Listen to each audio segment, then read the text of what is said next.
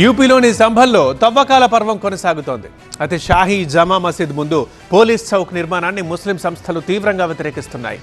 యోగి సర్కార్ ముస్లింలను టార్గెట్ చేస్తోందంటూ మండిపడ్డారు మజ్లిస్ ఎంపీ అసదుద్దీన్ ఓవైసీ.